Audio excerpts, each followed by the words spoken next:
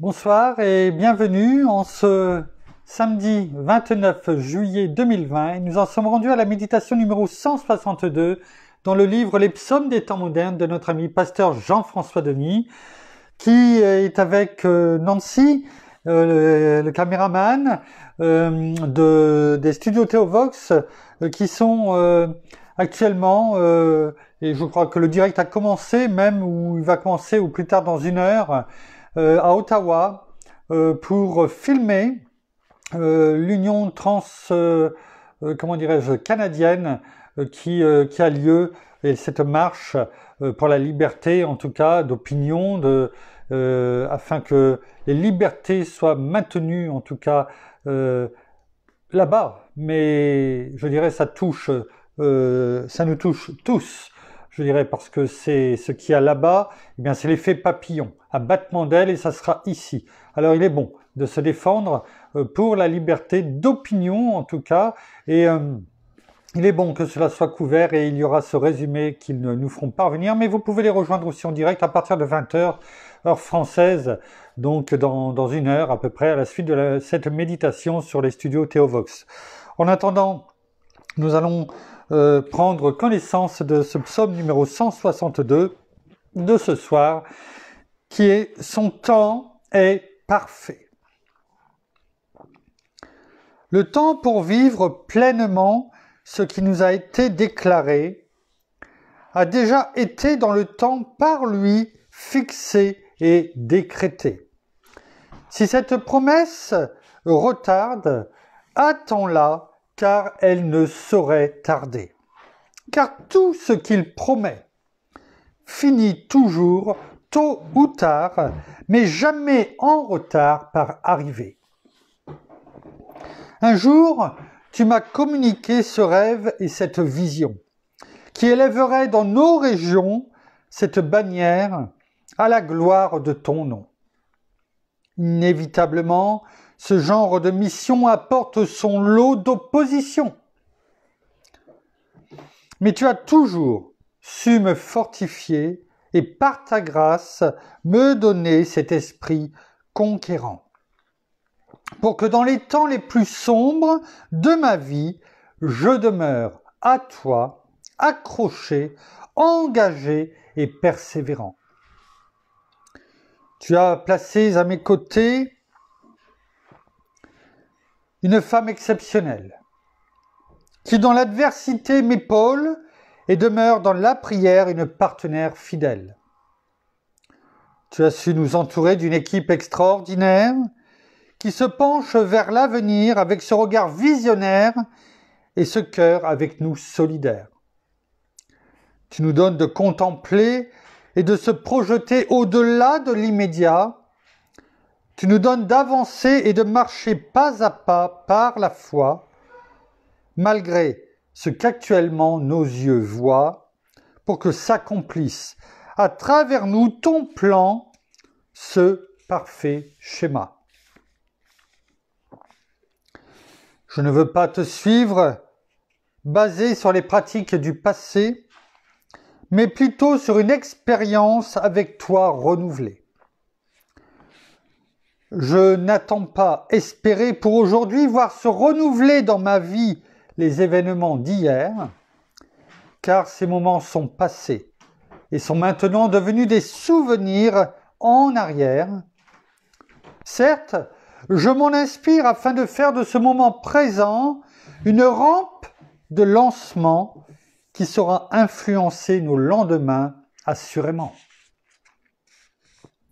Il vient un temps où nous devons arrêter de croire et où, hors de tout doute, nous devons en venir avec conviction à savoir, car croire transige avec les mots croyance et espérance, alors que savoir traite avec l'assurance et l'expérience.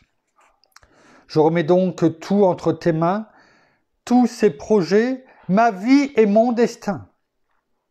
Tu es celui qui a su jusqu'à maintenant nous guider. Et je sais que demain, à nouveau, ta main sera encore présente pour nous diriger. Mon seul désir sur cette terre, ce à quoi mon âme aspire, ce pourquoi au quotidien mon être entier, à travers chacune de ces respirations soupire, se résume à ceci: de tout mon cœur t'aimer, te suivre et te servir. Ce service pour toi, je le poursuivrai, même si je devais en payer le prix et sur le champ de bataille mourir. Je te loue, car tu es ma fondation. Je te loue pour toutes tes bénédictions. Je te loue, car tu accompliras certainement cette vision. Je te loue, car peu importe les circonstances, tu demeures mon Dieu, mon rocher, ma forteresse et mon espérance. Merci Père, merci Seigneur, merci bien-aimé Saint-Esprit pour ce poème numéro 162 des psaumes des temps modernes. Je suis totalement solidaire avec tout ce que je viens de lire, que nous avons entendu. Chacun est libre de ses choix, comme tu le fais avec chacun d'entre nous. En ce qui me concerne, je déclare, je proclame qu'à travers de ce que nous venons de lire, je m'identifie totalement et solidairement à ce qui a été écrit, dont tu as ou un pasteur Jean-François il y a un temps, certain, ou un certain temps en tout cas, et en tout cas, tout ce que je viens de déclarer, de proclamer de ma bouche, je m'associe solidairement à ce qui a été déclaré, proclamé. À toi toute la gloire, Père. Dans le nom de Jésus et bien-aimé Saint-Esprit, dans le nom de Jésus, viens encore ce soir nous éclairer, nous enseigner et nous fortifier au travers de ton enseignement pour ta gloire, Père, dans le nom de Jésus. Amen. Pasteur Jean-François, la référence qui se trouve dans 2 Corinthiens chapitre 5 verset 7, 1 Jean chapitre 5 verset 4 et Habacuc auquel nous allons associer quelques autres versets. Nous allons les prendre maintenant. Mais il est bon de voir que, oui, un jour, à chacun d'entre nous, j'en suis persuadé, Dieu nous a communiqué une vision. Je ne sais pas quelle est la vôtre. On a pu voir en partie celle qui a été montrée à pasteur Jean-François, qu'il élèverait dans nos régions cette bannière à la gloire de son nom, du nom de Dieu bien entendu, mais que, quelle que soit la vision, quel que soit ce qui vous a été montré, il y a une chose qui est importante à savoir, c'est qu'elle va s'accompagner. Et ça, c'est une certitude. À de l'opposition. Certains seront entièrement avec vous, mais d'autres, chrétiens ou non chrétiens,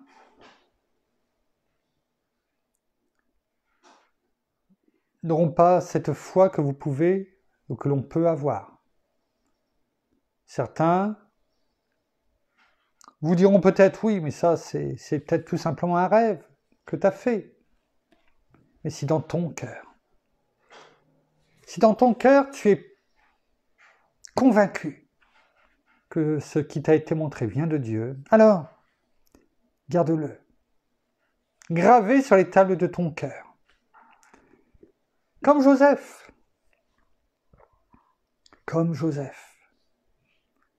qui a vu ce songe, qu'il avait raconté à son père et à ses frères. Alors peut-être qu'on peut dire qu'il l'a décrit peut-être maladroitement, peut-être. Mais en tout cas, il l'a décrit avec sa foi et sa vérité du moment. Et c'est vrai que lorsqu'il a dit que son père et ses frères allaient s'agenouiller devant lui,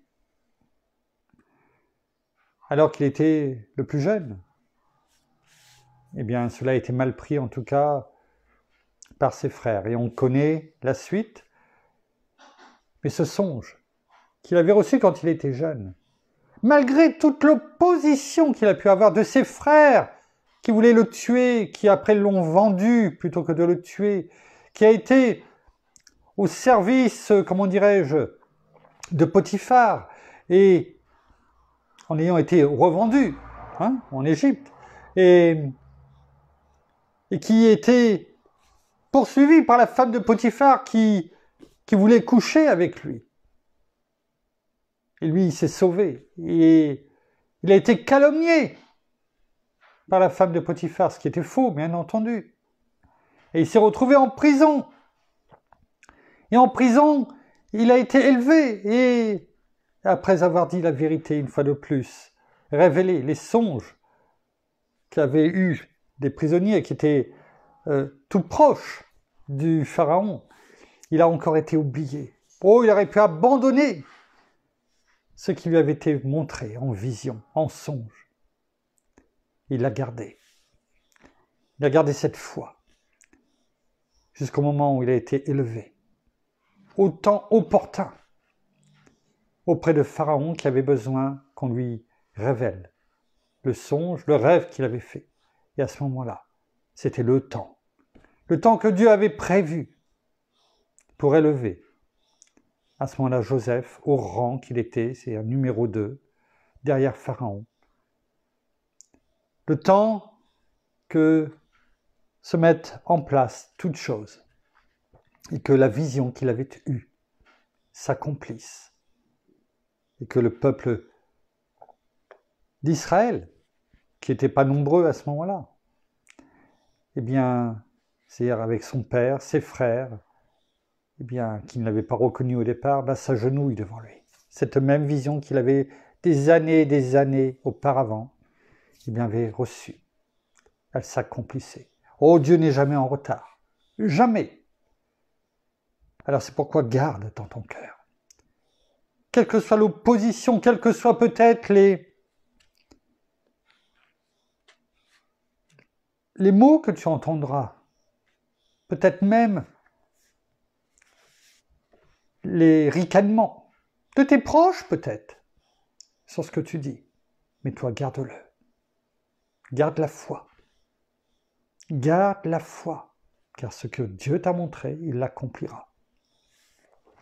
Son temps est parfait, le titre de ce soir. Et effectivement, c'est le thème de ce soir. La parole de Dieu est absolument digne de foi. Sa parole est digne de foi.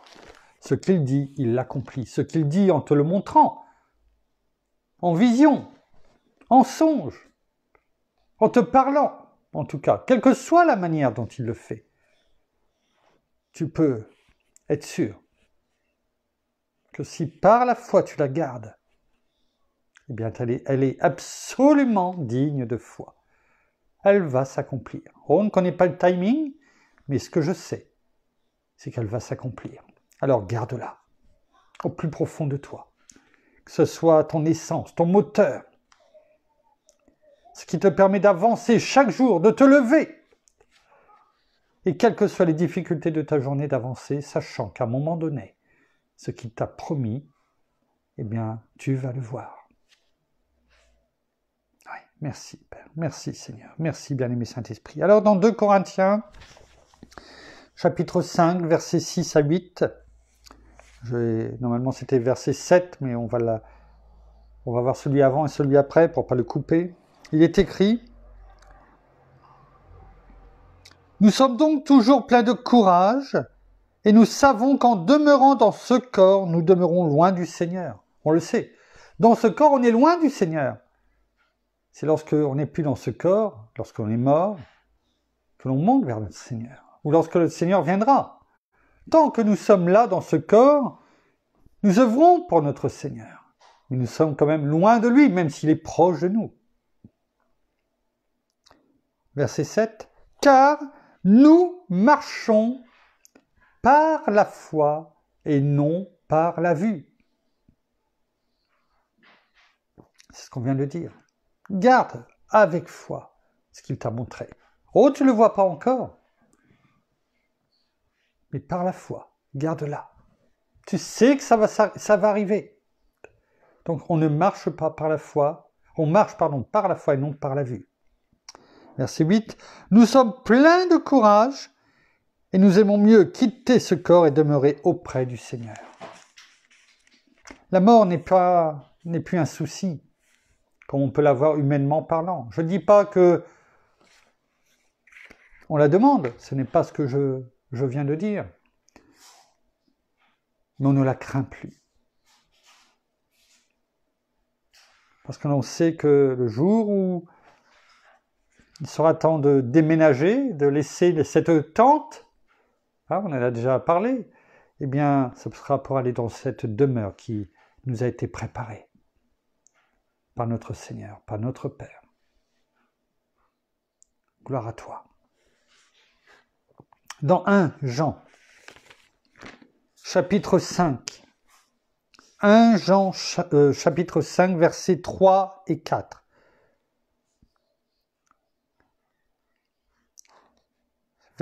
Chapitre sur la foi et les conséquences, ses conséquences, SES, les conséquences de la foi. Je vous laisse aller le regarder en entier, on ne peut pas lire tous les chapitres. Allez voir, c'est intéressant. On apprend tellement de choses. La foi et ses conséquences. Versets 3 et 4. Car l'amour de Dieu consiste à garder ses commandements. L'amour de Dieu consiste à garder ses commandements. C'est la base, la fondation.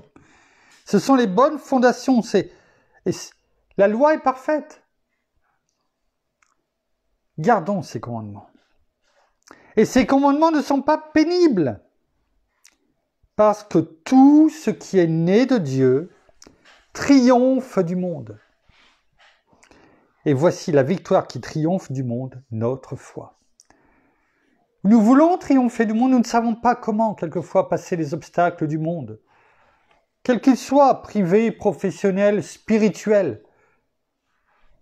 Je n'ai pas compris. Ah, d'accord, excusez-moi, mon épouse me posait une question et elle m'a coupé, là. Pardon. Quel que soit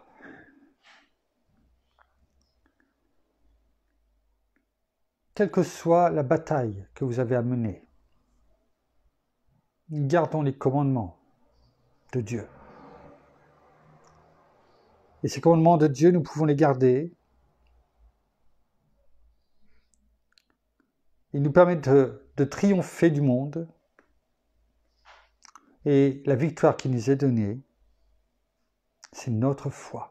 C'est par elle que nous triomphons du monde. Et c'est ça qui est beau, c'est de voir que notre foi, elle nous est donnée par grâce et nous permet de triompher du monde.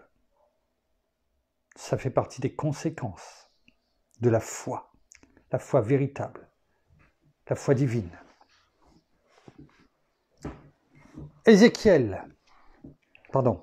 Habakkuk avant.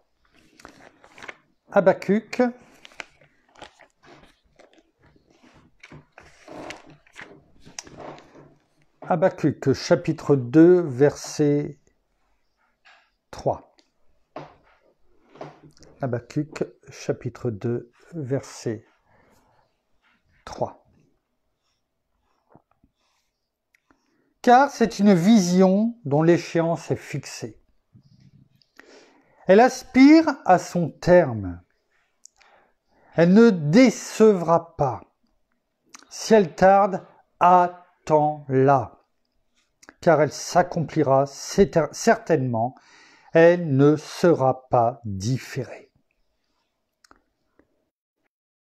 Quelquefois, l'attente est pénible.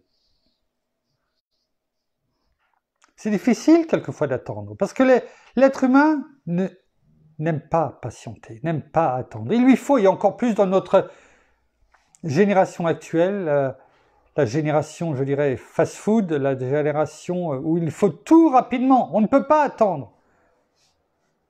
On le voit avec les enfants, il leur faut tout de suite, maintenant. Après, c'est trop tard. Eh bien, ça sera trop tard. Il faut savoir attendre, être patient. C'est vrai que ça s'apprend. C'est un fruit de l'esprit. Amour, joie, paix, patience. Quand on a l'amour divin en nous, la joie, la paix, et on apprend la patience. Et ce caractère, ces fruits de l'esprit sont en nous. C'est le caractère de Christ, on les a déjà en nous. On n'a pas à les recevoir, on les a déjà, en tant qu'enfants de Dieu. Apprenons à être patients. Apprenons à être patients, la parole nous le dit. La vision, le songe que tu as eu, eh bien, le temps est déjà fixé. Il va arriver. Oh, peut-être pas aussi vite que ce que on pourrait vouloir, espérer. Mais au-delà de toute espérance. Espère. Parce qu'elle est là. Son temps est fixé. Au moment opportun. Le meilleur moment. Pour Dieu. Et donc pour toi. Pour moi. Selon sa vision qu'il nous a donnée. Elle ne tarde pas. Attends-la. Car elle s'accomplira.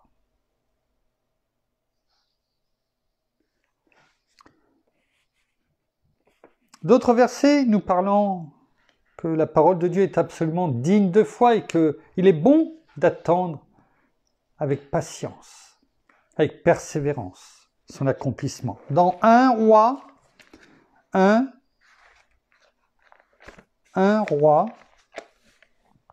chapitre 8, verset 56. 1 Roi, chapitre 8, verset 56. Il est écrit « Béni soit l'Éternel qui a donné du repos à son peuple d'Israël, selon tout ce qu'il avait dit. De toutes les paroles favorables qu'il avait dites par l'intermédiaire de son serviteur Moïse, aucune parole n'est restée sans effet. » Aucune n'est restée sans effet. Tout ce qu'il avait dit à Moïse, et pourtant, le peuple d'Israël a été rebelle. On le sait. Combien de fois on a pu méditer dessus?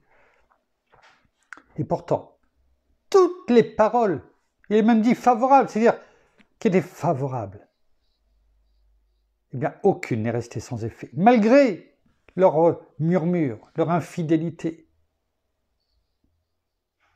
aucune n'est restée sans effet. Elles en sont toutes réalisées. La fidélité de Dieu n'est pas à remettre en question, il est fidèle. Glorifions son nom, son saint nom. Ce qu'il dit, il l'accomplit, c'est une certitude. Ce sont des promesses divines.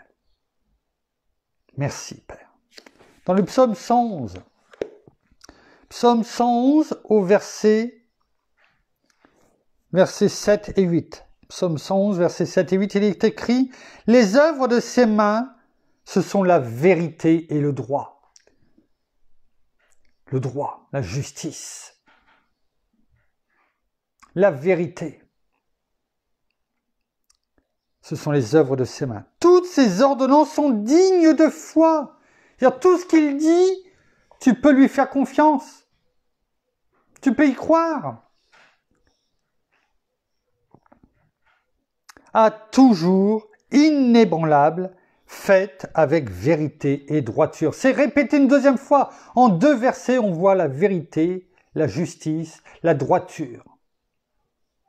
Comment quelqu'un qui est droit, qui est juste, qui parle avec vérité, qui est la vérité incarnée, pourrait te dire « Oh, c'était une blague, hein. Ce que je t'ai montré, c'était une blague. Non. Non. T'as pas compris que je blaguais? Ce que je t'ai montré, non. Bien sûr que non. Ça n'arrivera jamais. Ce n'est pas notre Dieu. Ce qu'il dit, il le fait. Il dit ce qu'il fait et il fait ce qu'il dit. C'est pourquoi nous devons faire de même, avoir ce même caractère, cette même vision dans nos vies. Ce qu'il dit, il le fait, et il fait ce qu'il dit. Et nous devons agir de la même façon, que ce soit à titre privé, à titre professionnel, et encore plus, bien sûr, à titre spirituel. Dans Ézéchiel, chapitre 12, verset 25. Il est écrit: « Car je suis l'Éternel. Ce que je dirai, je le dirai. » C'est-à-dire ce que je vais dire, ce que je vais déclarer et proclamer dans la parole ou à chacun d'entre nous, je le dirai. Un peu comme lorsqu'il a dit à Moïse, lorsque Moïse lui demandait, mais quand ils vont me demander comment tu t'appelles,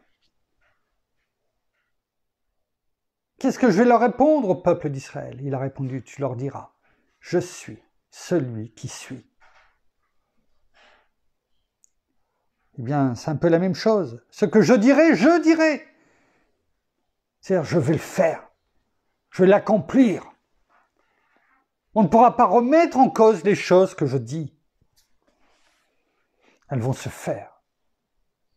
Et même si aujourd'hui tu marches par la foi, tu verras ce que je te dis. Amen.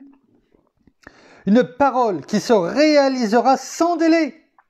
Bien sûr, le timing de Dieu n'est pas le nôtre. Mais la parole nous dit qu'elle va se réaliser sans délai.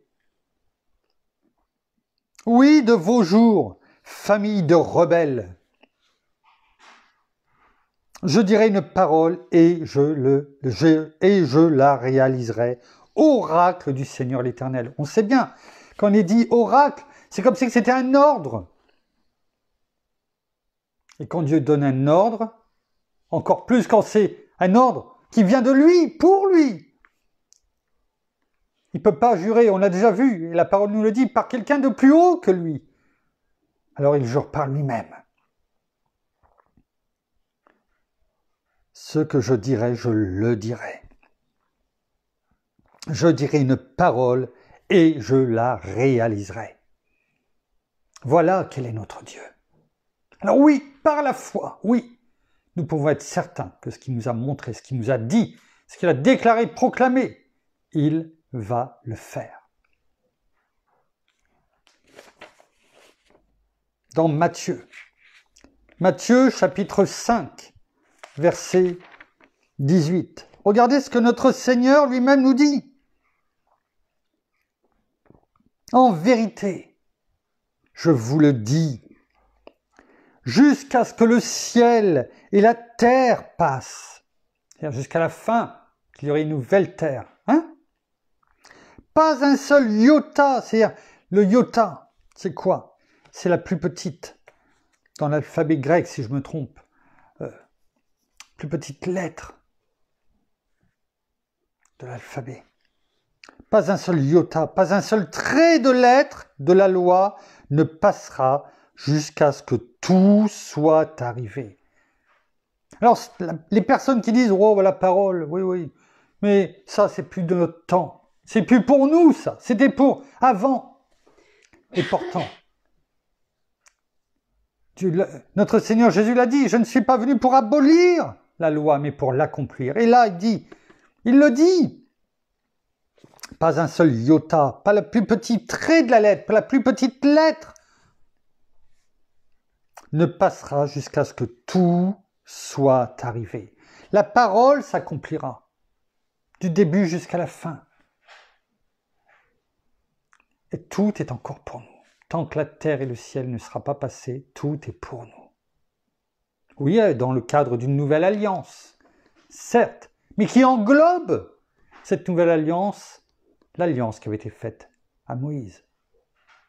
Bien sûr, c'est l'œuvre de la croix qui prime dans nos vies dans la nouvelle alliance. Mais ce qui ne veut pas dire que tout ce qui était dans l'Ancien Testament est à jeter et dire que ce n'est pas pour nous. Elle est englobée dans la nouvelle alliance, dans le nouveau commandement que notre Seigneur nous a laissé. On le sait, on a pu déjà le méditer. Attention. Dans Luc, chapitre 21, verset 33, il est écrit, notre Seigneur parle à nouveau, il confirme avec l'apôtre Luc, le ciel et la terre passeront, mais mes paroles ne passeront point. Ce qu'on appelle la mutabilité de la parole. Elle ne change pas, ni dans sa forme, ni dans sa nature profonde. La parole ne passera pas.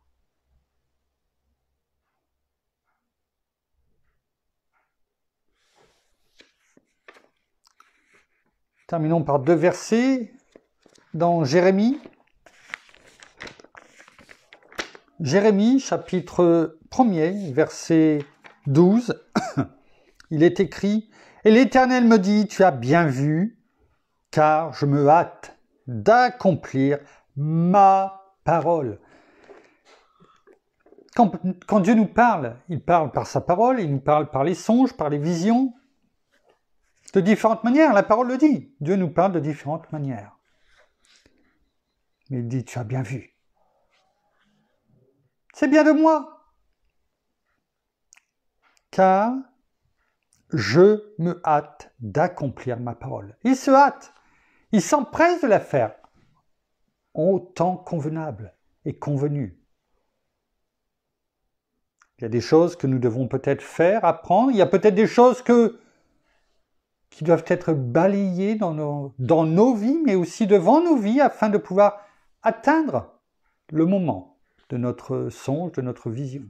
Peut-être nous avons besoin d'être formés, toujours sur le tour du potier, parce que nous ne sommes pas encore prêts, que la tasse qui doit sortir du four n'est pas encore bien terminée. Hein? C'est pour ceux qui se rappellent. Et lorsqu'il dira, c'est bon, tu es prêt. Là, sa parole s'accomplit et on la verra. Parce que tout aura été parfaitement préparé. Enfin, pour terminer, voyons ce qui est écrit dans Nombre. Dans Nombre, chapitre 23, verset 19, et on va le prendre dans la version Colombe et également dans 2-3 autres versions. Il est écrit, et vous le connaissez bien, Nombre 23, verset 19, « Dieu n'est pas un homme pour mentir. » C'est nous qui avons été faits de peu inférieurs à Dieu. Mais Dieu n'est pas un homme pour mentir. Ni un fils d'Adam pour avoir du regret. Ce qu'il a dit, ne le fera-t-il pas? Ce qu'il a déclaré, ne le maintiendra-t-il pas? Regardons comment cela est dit dans d'autres versions. Nombre toujours 23, verset 19, dans la version en français courant, il est écrit « Dieu n'est pas un homme pour mentir, il n'est pas un être humain pour changer d'opinion. » C'est le caractère de l'être humain qui très rapidement change d'opinion. Apprenons à ne pas changer d'opinion, à agir avec sagesse. Cela ne veut pas dire que nous ne devons pas non plus évoluer en fonction de ce que Dieu nous montre, peut-être parce qu'on peut avoir pris mauvaise voie et on demande, bien-aimé Saint-Esprit, ramène-nous dans la bonne voie. Il y a un dicton humain de ce monde qui dit « il n'y a que les imbéciles qui ne changent pas d'avis ». Ça peut être vrai, mais attention, ce n'est pas le caractère de Dieu. Attention, parce que Dieu n'est pas un homme pour mentir, il n'est pas un être humain pour changer d'opinion. Et si nous voulons laisser le caractère de Dieu, de Christ Jésus notre Seigneur, nous imprégner totalement jusqu'au plus profond de nos os, nous ne devons pas être des girouettes. Il n'affirme jamais rien sans tenir parole. Alors on a pu méditer sur la bouche. Apprenons à faire attention lorsque l'on dit quelque chose.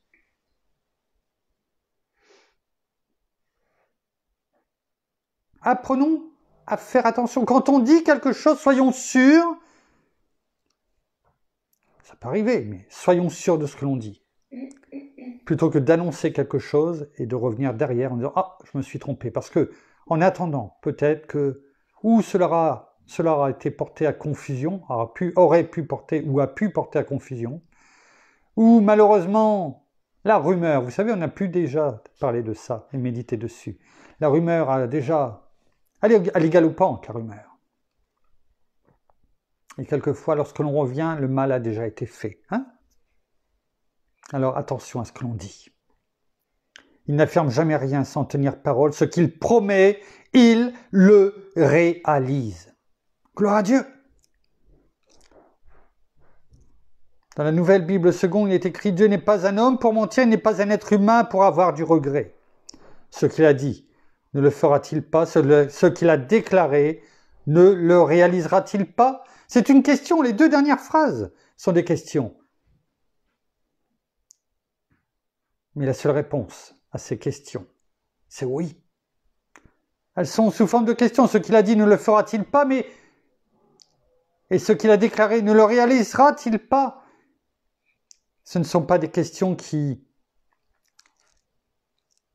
importent un choix un peu à la normande. Peut-être bien que oui, peut-être bien que non. Non!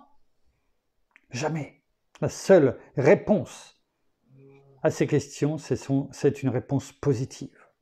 Oui, il le fait, il va le réaliser. Dans une autre version, qui est la version Parole de vie, il est écrit « Dieu n'est pas un homme, il ne ment pas ». Ce qui veut dire que l'homme ment. C'est une évidence. Si Dieu n'est pas un homme, il ne ment pas. Donc ça veut dire que l'homme ment. Mais pas Dieu. Donc si Dieu vous a donné quelque chose, gardez-le. Même si autour des hommes, proches ou éloignés, qu'importe, rigolent, ce qu'ils vous diront, c'est peut-être parce qu'eux ne le croient pas. Mais n'oubliez pas cette phrase, Dieu n'est pas un homme, il ne ment pas.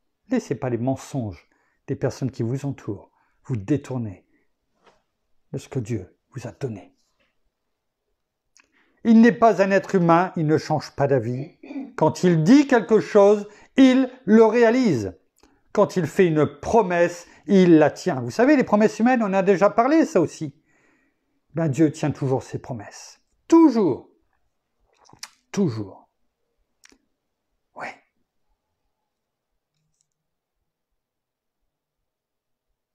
Il n'affirme rien sans tenir parole. Ce qu'il promet, il le réalise. C'était dans la Nouvelle Bible en français courant. Ce que l'on voit, quelle que soit la version. Affirmative ou interrogative, n'amenant qu'une réponse affirmative, ce que l'on s'aperçoit, c'est qu'il fait ce qu'il dit. Toujours. Toujours. Alors, ne nous posons pas les questions.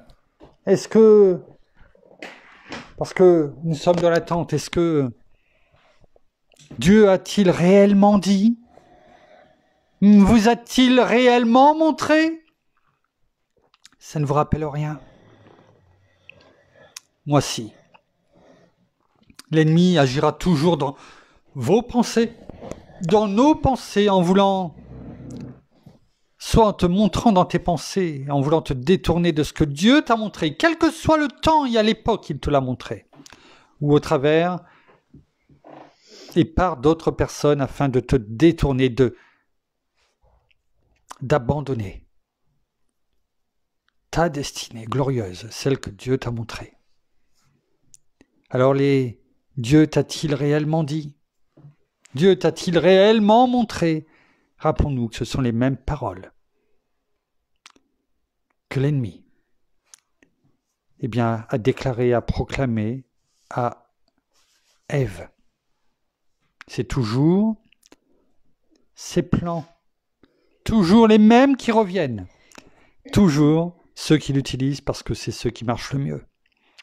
Alors garde, au plus profond de ton cœur, de ton esprit, tout ce que vous avez entendu, tout ce que nous avons entendu aujourd'hui, plutôt que de déclarer et proclamer des paroles négatives, ou de se laisser polluer la tête et l'esprit par les autres personnes, garde et déclare et proclame les paroles de Dieu. Celles que nous avons entendues, notamment dans Nombre 23, verset 19. Et que Dieu, en son temps parfait, pour toi, pour moi, eh bien, va accomplir certainement ce qu'il t'a montré. C'est une réalité, c'est une vérité, c'est une certitude. Merci Père, merci Seigneur, merci bien-aimé Saint-Esprit. Nous terminons par la prière. Merci. Alors merci Seigneur encore pour ta parole, encore ce soir. Merci encore de nous révéler toutes choses. Merci encore pour le message. Merci encore pour tout ce que tu fais pour chacun d'entre nous. Oui, Père, parce que tu n'es pas un homme pour mentir, ni un fils d'homme pour te repentir. Et tout ce que tu dis, eh bien, tu l'accomplis, parce que tout est vérité, tout est juste, tout est droit. Et ce que tu as préparé, ce que tu dis pour tes enfants, eh bien, tu leur donnes les moyens de le faire. Tu te révèles à eux. Alors oui, merci. Et tout ce qu'il y a comme mensonge ou comme contrariété, eh bien, refusons-le. N'écoutons pas ce que le monde a à nous dire ou d'autres personnes pour nous faire tomber. Mais regardons toujours droit devant, regardons toujours à notre Père, regardons toujours nos regards vers toi, parce que tu es la vérité et tout ce que tu dis est vrai. Et tout ce que tu as prévu pour nous, tout ce que tu as prévu pour chacun de tes enfants, eh bien, se réalise. Alors, oui, merci pour tout ce que tu fais. Alors, même si souvent, nous prenons des chemins détournés, nous perdons du temps, alors sachons nous remettre sur la voie, celle que tu nous as destinée, celle que tu nous as prévue, afin d'arriver à ce que toi, tu as prévu, le plan parfait pour chacun d'entre nous. Alors que nous soyons sur ce chemin, que nous soyons dans la vérité, dans la droiture et dans la justice, en te célébrant, en t'honorant chaque jour de nos vies, dans le nom de Jésus. Amen. Et amen.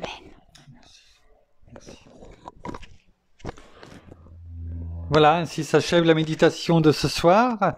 Nous vous bénissons abondamment de toutes les bénédictions spirituelles dans les lieux célestes en Christ. Demain, nous vous donnons rendez-vous demain matin à 11h, parce que demain c'est le culte avec les louanges qui vont s'élever comme un parfum de bonne odeur, je n'en doute aucunement, auprès de notre Père, de notre Seigneur, de notre bien-aimé Saint-Esprit.